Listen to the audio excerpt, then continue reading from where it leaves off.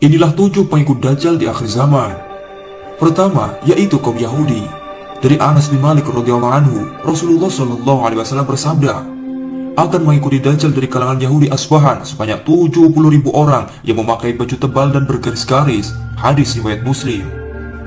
Berdasarkan hadis tersebut, jelas bahwa kaum Yahudi akan menjadi pengikut Dajjal di garis terdepan.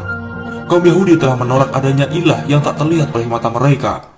Mereka bahkan meminta kepada Nabi Musa alaihissalam agar Allah menampakkan diri kepada mereka secara kasat mata, sehingga Dajjal lah yang menjadi Tuhan bagi mereka, karena kelak mereka dapat melihat Dajjal yang dapat memenuhi segala hawa nafsu duniawi mereka.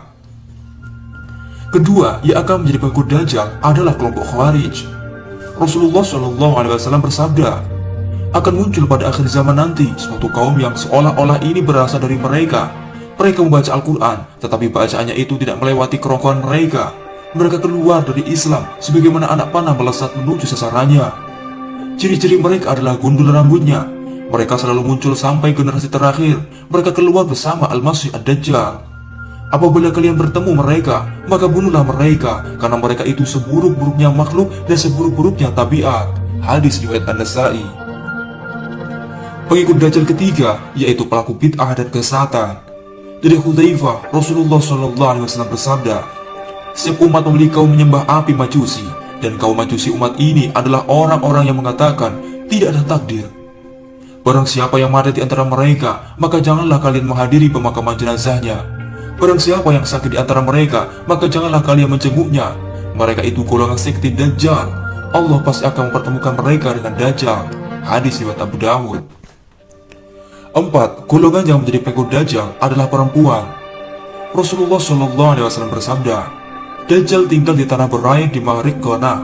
Maka kebanyakan orang yang keluar mengikutinya itu dari kalangan kaum wanita, sampai-sampai seorang pria pulang untuk menemui istri, ibu, anak perempuan, saudara perempuan dan bibinya. Kemudian dia mengikat mereka kuat-kuat karena khawatir kalau para perempuan tersebut pergi mengikuti Dajjal. Hadis riwayat Ahmad. Pengikut Dajjal kelima adalah setan. Dari Abdullah bin Amr bin As radhiyallahu anhu, dia berkata, sesungguhnya di lautan itu ada setan-setan yang dipenjara, yang mengikatnya adalah Sulaiman. Hampir saja mereka bisa keluar. Lantas mereka membacakan suatu bacaan kepada kalian manusia. Hadis riwayat Muslim. Dalam bukunya, Dr. Muhammad Ahmad Al-Mubayyad menjelaskan bahwa setan-setan akan dibebaskan dari penjara tersebut untuk menebar fitnah bersama Dajjal di berbagai penjuru negeri yang akan dimasuki oleh Dajjal. Pengikut Dajjal keenam, yaitu tukang sihir. Tukang sihir memusatkan bantuan mereka kepada setan karena ingin memetik manfaat dari sebagian kemampuan setan.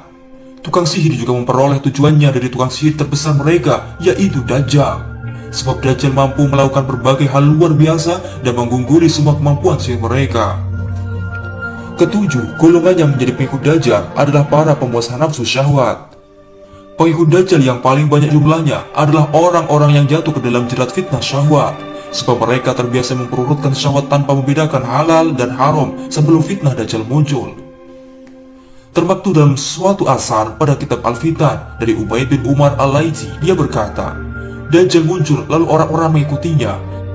Mereka berkata, kami bersaksi bahwa Dajjal itu kafir, akan tetapi kami mengikutinya hanyalah agar kami bisa makan dari makanannya dan kami bisa mengembalakan ternak di pepohonan yang berdaun lebat. Ketika kemurkaan Allah turun, maka kemurkaan itu juga menimpa mereka semua.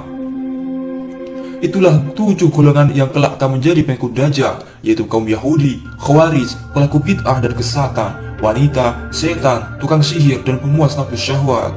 Wallahu a'lamu bishawab.